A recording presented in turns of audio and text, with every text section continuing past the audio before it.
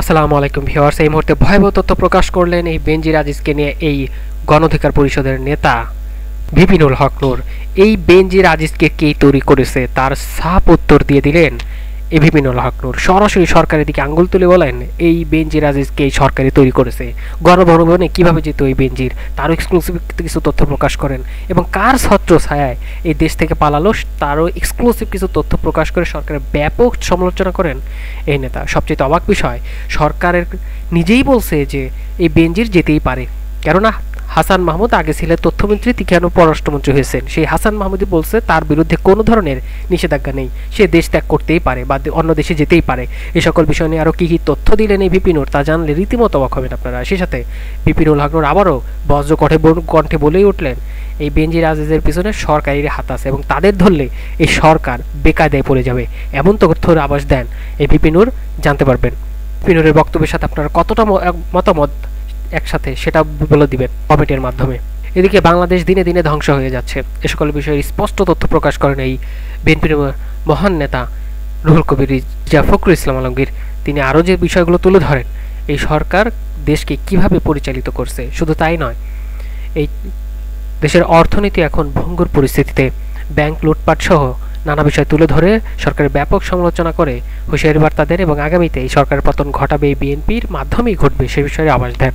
আরও কী কী তথ্য দেন জানতে পারবেন। এবং সবশেষে আপনাদের মাঝে তুলে ধরব নেপাল, ভুটান, মালদ্বীপ যদি পারে শ্রীলঙ্কাও পেরেছে, ইনশাআল্লাহ বাংলাদেশও পারবে এই ভারতকে হটিয়ে বাংলাদেশকে নিরপেক্ষভাবে স্বাধীনতা অর্জনের জন্য। কেননা এখন আমরা স্বাধীন হলেও ভারতের কাছ থেকে স্বাধীন হতে পারিনি। সেই সাথে এই সরকারকেও বিদায় জানানো হবে বলেও হুঁশিয়ারি বার্তা দেন। নেপাল, ভুটান, মালদ্বীপ, শ্রীলঙ্কা নিয়ে আরও কী কী তথ্য দিলেন তা জানতে পারবেন ভিডিওর শেষ অংশে।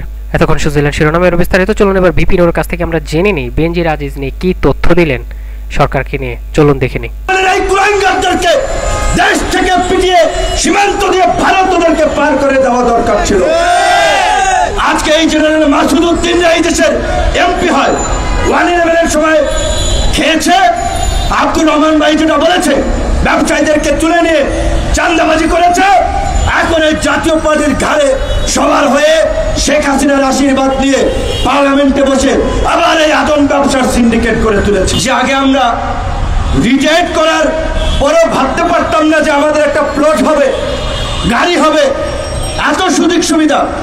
আর এখন সামরিক বাহিনীর একজন মেজর ওই পর্যন্ত গেলেই গাড়ি কেনার জন্য লোন, প্লট, পূর্বাচল, জলসিঁড়ি, এইভাবে সুযোগ সুবিধা দিয়ে আজকে রাষ্ট্রের প্রতিষ্ঠানগুলোকে দুর্নীতিগ্রস্ত করে আজকে এই বেনজির আজিজ বানিয়েছে।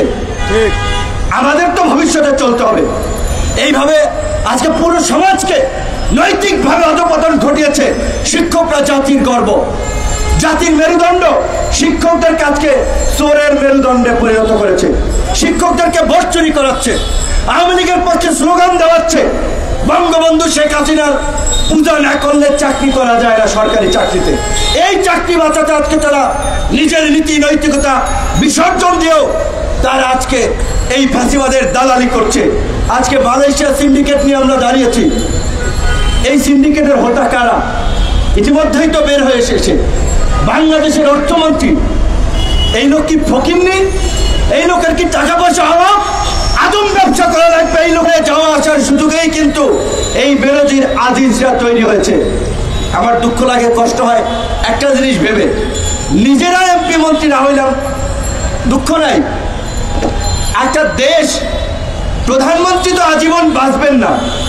এই যে বেনজির পুলিশের যে ক্ষতি করেছে, এই পুলিশকে বিশুদ্ধ করতে অন্তত আরো 10 বছর লাগবে, অন্তত আরো 10টা ভালো বেনজিরের পয়দা হওয়া লাগবে পুলিশের মধ্যে। পুলিশকে যেভাবে মোরালি ডিস্ট্রয় করেছে সামরিক বাহিনী, আমাদের গর্বের জায়গা। শেখ হাসিনা সামরিক বাহিনী, পুলিশ বাহিনীকে ধ্বংস করছে। তার মরার পরেও তো এই সামরিক বাহিনী থাকবে, পুলিশ বাহিনী থাকবে, এই রাষ্ট্র থাকবে। কিন্তু এই যে বাহিনীগুলোর যে অধঃপতন ঘটিয়েছে, আজকে অনেক আর্মির সিনিয়র কর্মকর্তারাই বলে ওভার পপুলেটেড কৃষি প্রধান দেশ, আমরা যদি ওদের সাথে সম্পর্ক তৈরি করতাম আমরা এই বাজারটা ধরতে পারতাম। কিন্তু যারা ক্ষমতায় আছে তাদের কি জনগণ, রাষ্ট্র আছে? ভাবনা থাকলে তো আজকে দেশের এই পরিস্থিতি হতো না। একটা দেশের পুলিশ প্রধান, সেনা প্রধানের বিরুদ্ধে এই ধরনের অভিযোগ আসার পরেও সরকার কোনো ব্যবস্থা নেয়নি। কালের কণ্ঠ পত্রিকা বেনজিরকে নিয়ে নিউজ করেছে প্রায় 1 মাস, ব্যবস্থা নেয় নাই।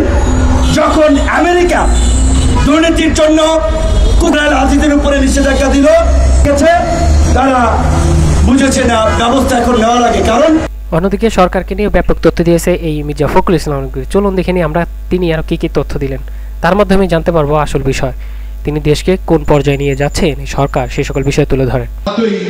নভেম্বর 1975 সালে সিপাহী জনতার বিপ্লবের মধ্য দিয়ে যখন তিনি পুনরায় রাষ্ট্র পরিচালনার দায়িত্বে আসলেন, তখন তিনি নতুন করে জাতিকে আশান্বিত করলেন, স্বপ্ন দেখালেন। তিনি বললেন, আমাদের একটা স্বপ্ন আছে, সেই স্বপ্ন হচ্ছে এই বাংলাদেশ এই জাতীয়তাবাদকে প্রতিষ্ঠিত করার স্বপ্ন। আমাদের স্বপ্ন হচ্ছে বাংলাদেশ থেকে একটি চিরস্থায়ী রূপ দেওয়ার স্বপ্ন।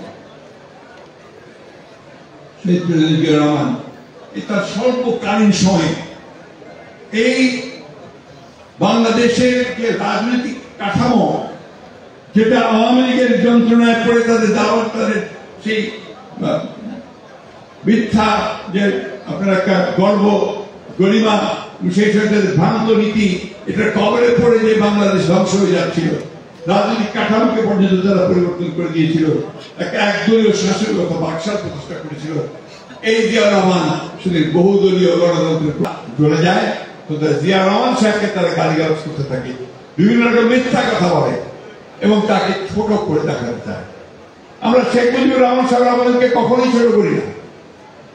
আমরা অন্যান্য যে জাতীয় নেতা যারা আছেন, যারা সেই 1947 সালের আগে থেকেই বাংলাদেশের স্বাধীনতা সংগ্রামের মধ্যে অবদান রেখেছেন, তাদেরকে আমরা স্মরণ করতে চাই এবং দেইও আমরা, তারা দিতে চায় না। একজন মাত্র মানুষ, তাদের কাছে তিনি সব, তাদের কাছে এমনকি এফএজি ওসমানী পর্যন্ত তাদের কাছে নেই, তাজউদ্দিন সাহেবও তাদের কাছে নেই, তখন যারা যুদ্ধ করেছিল মুক্তিযোদ্ধারা, তারাও তাদের কাছে নেই, আর যে আমার সাহেব নেই। এই হচ্ছে আওয়ামী লীগ।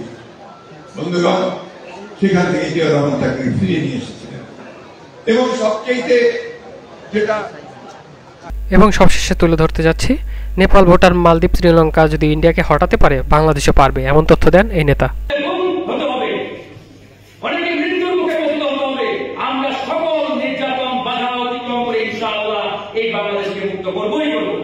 শ্রীলঙ্কা পেরেছে, মালদ্বীপ পেরেছে, নেপাল, ভুটান সবাই পেরেছে। তাদের লোক সংখ্যা 5 থেকে 6 লক্ষ, আমরা 20 কোটি জনগণের বাংলাদেশ। ইনশাআল্লাহ আমাদের কাছে অসম্ভব বলে কিছু নেই, আমরা যদি সবাই ঐক্যবদ্ধ হতে পারি। এই জন্য আমাদের বৃহত্তর জাতীয় ঐক্য অত্যন্ত জরুরি, অত্যন্ত গুরুত্বপূর্ণ। তো যাই হোক বন্ধুগণ, এভাবেই সমালোচনা করেন কিন্তু এই গণ অধিকার পরিষদের নেতা ফারুক হাসান।